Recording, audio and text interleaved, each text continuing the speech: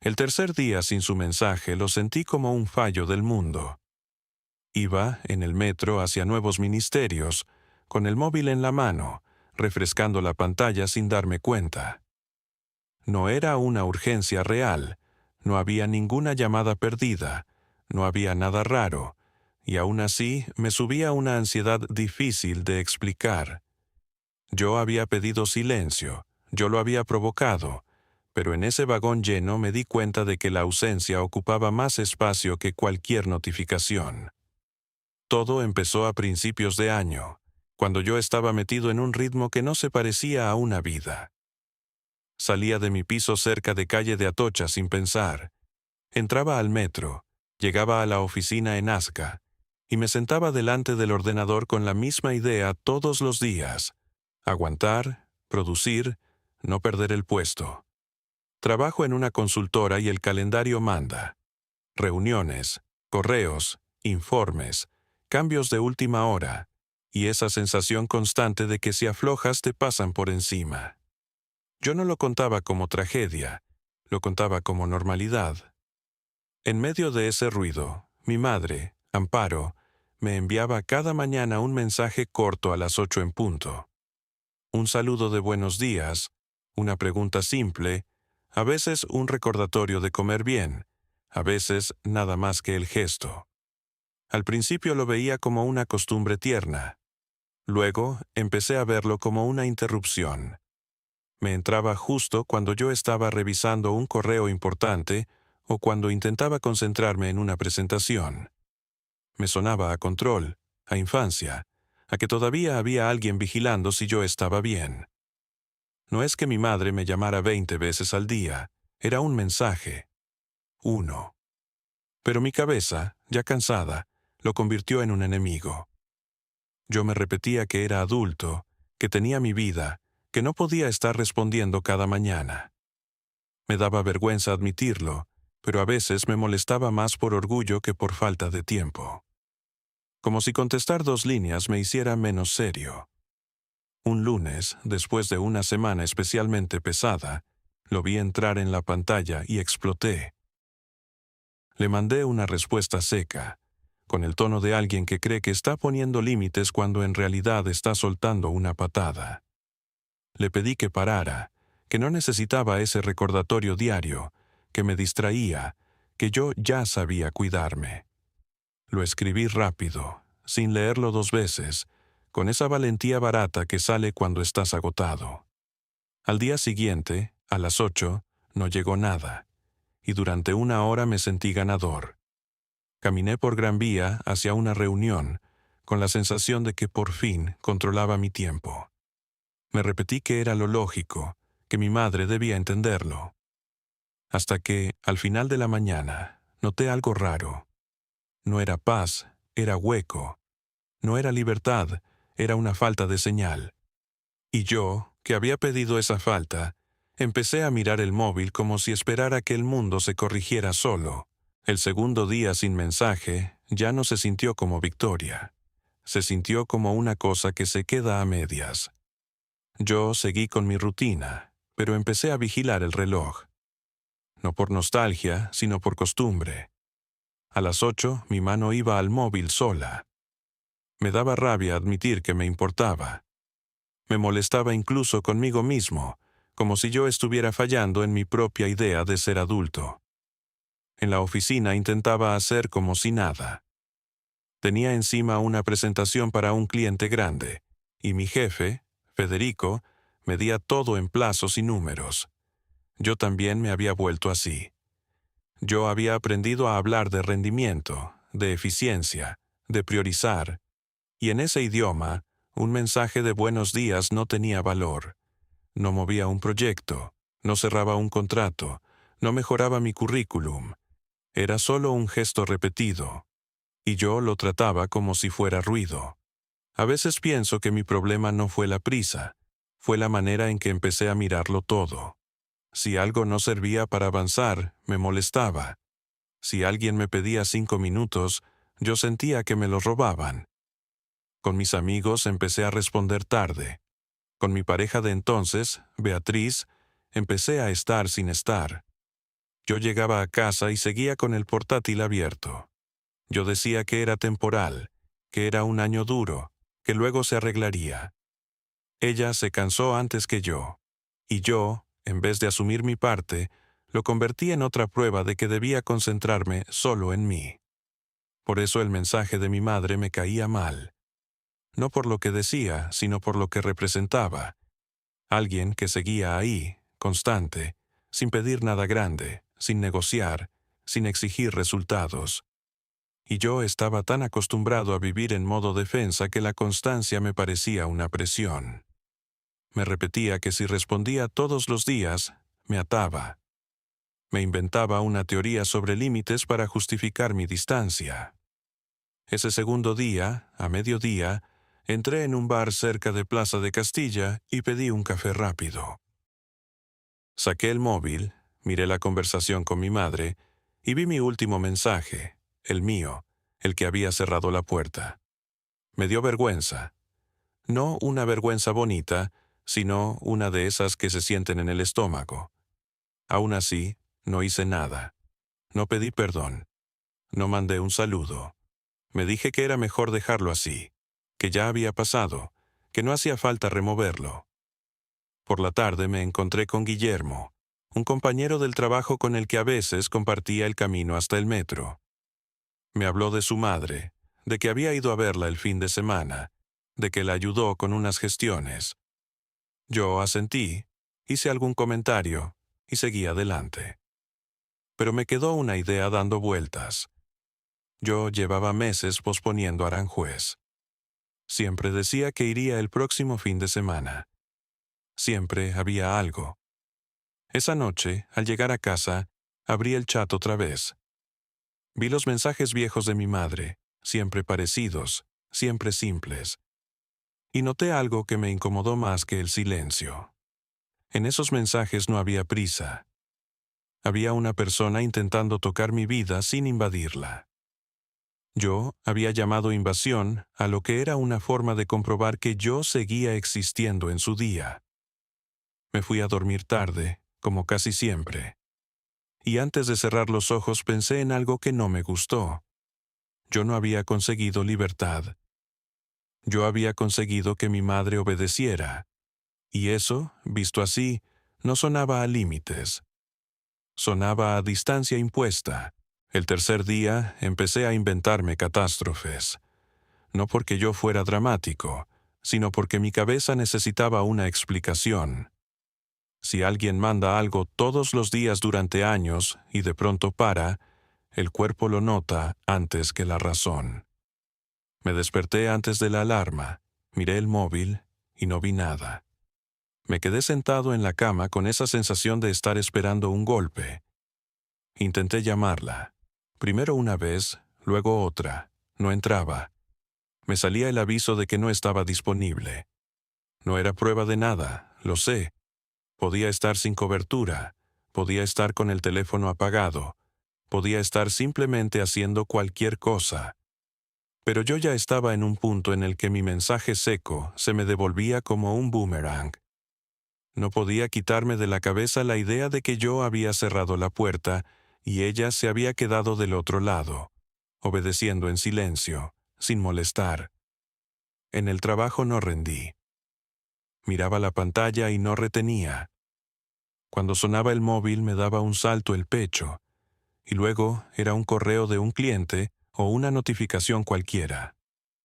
A media mañana me fui al baño, me miré en el espejo, y vi a un tipo con cara de cansancio y culpa. Yo había construido una vida en Madrid para sentirme independiente, y ese día me di cuenta de que mi independencia era frágil. Dependía de cosas pequeñas que yo no quería reconocer. A las 2 salí de la oficina sin avisar demasiado. No monté un espectáculo, no pedí permiso con drama. Simplemente me fui. Cogí un cercanías desde Atocha. No recuerdo ni si miré los correos en el tren. Recuerdo el peso en el pecho y la lista mental de veces que había dicho que iría a verla y no fui. Mi madre vivía en Aranjuez, en un barrio tranquilo cerca de un parque pequeño donde yo jugaba de niño. Cuando llegué a la calle, vi la fachada de siempre. Subí las escaleras y llamé al timbre. No contestó.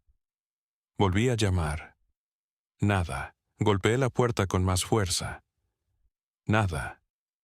En ese momento sentí un frío interno, no de temperatura, sino de posibilidad. Me imaginé a mi madre en el suelo. Me imaginé una llamada de un vecino.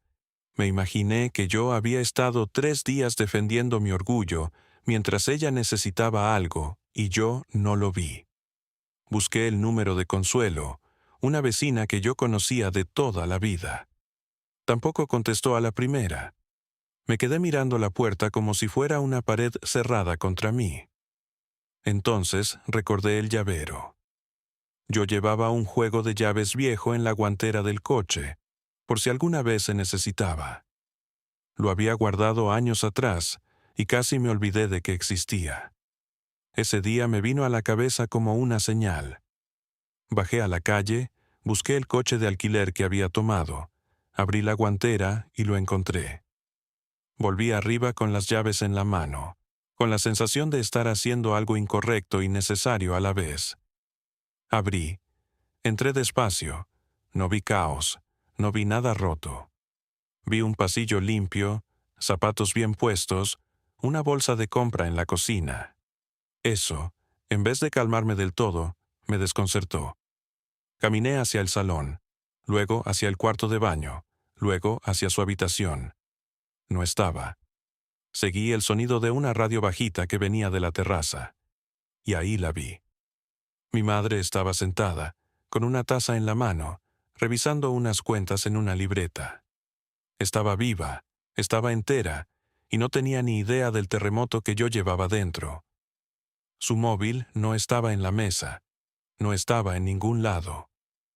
En ese instante entendí lo que había pasado y me golpeó más que el miedo. Ella había hecho exactamente lo que yo le pedí. Había quitado de mi vida el gesto que yo llamaba molestia, y lo había quitado sin reproche, sin presión, sin pelea. Solo con una obediencia tranquila. Yo me quedé de pie, sin saber cómo volver atrás. No hubo escena grande. No hubo gritos. No hubo nada de lo que uno imagina cuando piensa en una reconciliación. Hubo una realidad sencilla. Mi madre me vio, se levantó despacio, y su cara mostró sorpresa y luego preocupación. Yo, que venía preparado para lo peor, no sabía dónde poner las manos. Me senté sin pedirlo, como cuando era adolescente, y noté que estaba temblando. Mi madre tardó en entender por qué yo había aparecido así, a media tarde, sin avisar. Yo intenté ordenar mi explicación. Le dije, sin entrar en detalles, que llevaba días sin recibir su saludo y que me había asustado. Le costó unir esa frase con mi petición anterior, y cuando lo entendió, lo dijo con una lógica que me dejó sin defensa. Había apagado el móvil. No quería distraerme, no quería ser una molestia. Si yo le había pedido que parara, ella había interpretado que lo correcto era desaparecer del ruido.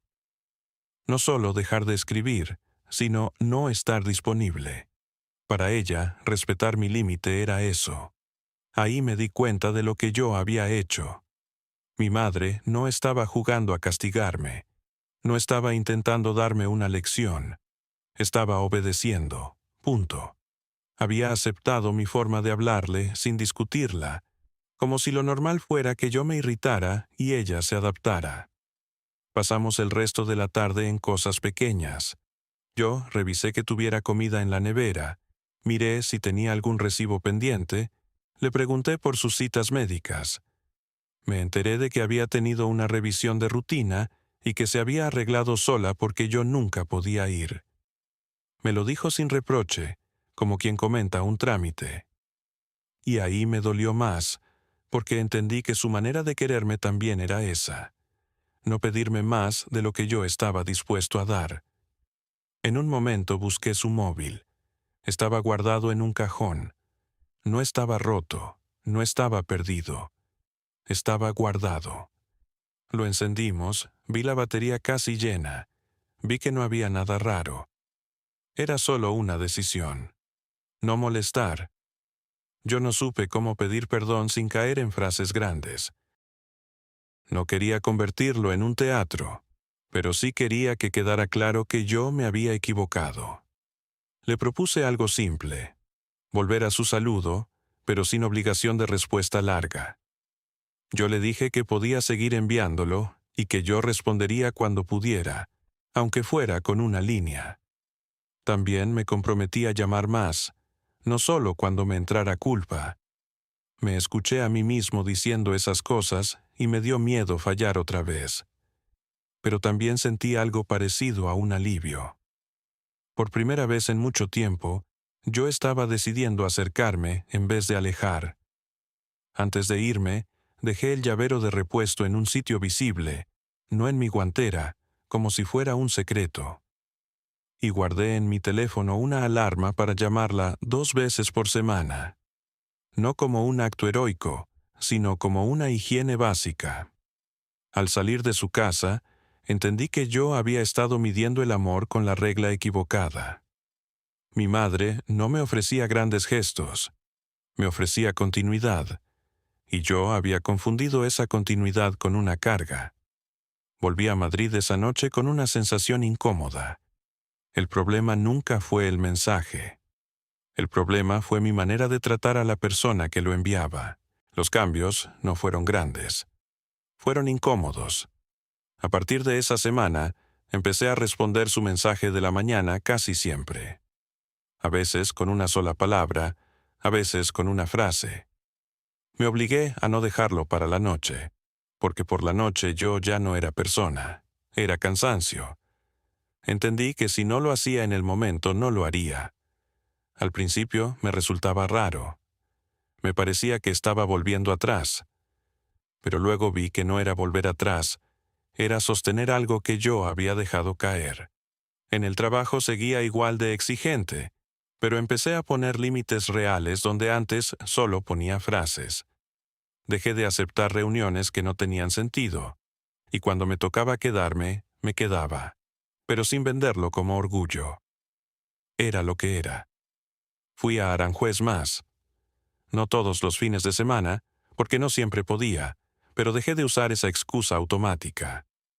Si un sábado tenía libre, lo usaba. Si no podía ir, al menos llamaba. Empecé a conocer de verdad cómo era su día, las compras, las gestiones, las visitas cortas a conocidos, los trámites que se acumulan con la edad. Descubrí que yo había vivido años pensando que mi madre estaba bien solo porque ella nunca me pedía nada. Y eso es una trampa. Hay gente que no pide porque no quiere molestar, no porque no necesite. En verano hubo un susto pequeño que me puso en mi sitio. Un martes por la tarde me llamó Consuelo y me dijo que mi madre se había mareado en la calle y que se había sentado en un banco. No pasó a mayores, pero decidieron llevarla al hospital del Tajo para revisarla. Yo salí de la oficina sin pensarlo y fui para allá. No me importó la cara de Federico ni el correo pendiente. En el hospital vi a mi madre esperando, tranquila, con la misma paciencia de siempre. No había drama. Había una realidad simple. Ella podía tener un problema y yo podía llegar tarde si seguía creyendo que todo estaba bajo control. Después de ese susto, mi madre siguió con su rutina, como si nada. Y yo vi algo que antes no veía. Esa rutina era su forma de sostenerse. Yo empecé a ayudar en cosas concretas. Hice que tuviera sus números importantes a mano. Le ordené papeles, le acompañé a una revisión, le arreglé un par de cosas en casa que llevaba meses posponiendo. Nada épico. Cosas pequeñas que, sumadas, le quitaban peso. En otoño tuve un momento de resistencia interna. Volví a sentir la tentación de dejarlo todo en piloto automático y enfocarme solo en el trabajo. La diferencia fue que ahora lo vi venir. Noté cómo mi cabeza buscaba excusas para volver a la distancia. Y ahí entendí la parte fea. Yo no era frío por carácter. Yo era frío por agotamiento y por orgullo. El agotamiento me hacía pensar que todo gesto era una carga. El orgullo me hacía creer que pedir perdón era perder. Ese año no resolví mi vida. No me volví alguien más amable de golpe. Pero sí cambié una cosa. Dejé de tratar la atención como un lujo. Empecé a tratarla como una responsabilidad mínima. Yo no necesitaba grandes reconciliaciones. Necesitaba estar. Necesitaba responder. Necesitaba no esperar a que el miedo me empujara para acordarme de mi madre. Y, sin darme cuenta, el mensaje de las 8 dejó de ser una interrupción. Se volvió una señal de que en su casa y en la mía todavía existía un puente. Cuando se acercaba el final del año, yo ya no pensaba en aquel mensaje seco como en un error puntual. Lo veía como un síntoma. Era el momento en que yo confundí independencia con distancia y límites con frialdad. Lo más peligroso de eso es que parece razonable. Nadie te para, nadie te acusa. Tú mismo te convences de que es normal. Mi madre volvió a escribirme cada mañana. No porque yo lo exigiera, sino porque ella siempre había sido así. La diferencia fue mi mirada. Ahora entendía que esos gestos repetidos son una forma de sostener una relación cuando no hay tiempo para grandes planes. No era una conversación profunda, no era terapia, no era un evento. Era una cuerda fina que se tensa cada día para que no se rompa. Hubo semanas en las que yo fallé. Días en los que no contesté. Días en los que el trabajo me tragó. Pero ya no me escondía detrás de eso. Si me daba cuenta, lo arreglaba. Llamaba, pedía disculpas sin hacer un discurso, preguntaba cómo estaba y escuchaba de verdad. Aprendí a escuchar lo que mi madre decía sin decirlo. Cuando mencionaba un dolor de espalda, cuando comentaba que se cansaba más, cuando nombraba a un vecino al que ya no veía. Cosas simples que antes me parecían relleno y que en realidad eran su vida pasando. En diciembre hice algo que para mí fue grande, aunque por fuera pareciera poco. Reservé un fin de semana entero para estar con ella sin excusas. No para hacer turismo, no para salir a ningún sitio especial. Para estar. Para acompañarla a comprar, para ordenar una caja de fotos, para arreglar un armario, para sentarme a su lado mientras ella veía la televisión y yo no hacía nada útil. Me di cuenta de que yo había vivido años creyendo que el amor tenía que ser productivo para valer. Y no. El amor, muchas veces, es solo presencia repetida. La moral de todo esto es sencilla y por eso duele. El cariño cotidiano se nota cuando desaparece. Y lo más duro no es perderlo por una gran pelea, sino por una obediencia silenciosa. Yo le pedí que no me molestara y ella lo cumplió. Si hubiera pasado algo en esos días, yo me habría quedado con una culpa imposible de arreglar. No por mala suerte, sino por mi forma de tratar lo que era importante. Si estás escuchando esto y tienes a alguien que te cuida con gestos pequeños, piensa en lo fácil que es empujarlos sin darte cuenta. A veces no hace falta una tragedia para perder algo. A veces basta con cansancio, orgullo y la frase de siempre, estar ocupado. Gracias por acompañarme hasta aquí. Si quieres más historias reales, sin exageraciones, sobre cosas que nos pasan a cualquiera en España, suscríbete al canal. Y si te apetece, mira otro vídeo del canal sobre familias que se reconstruyen con hechos pequeños. A veces lo único que cambia una vida no es un gran evento, sino decidir responder hoy.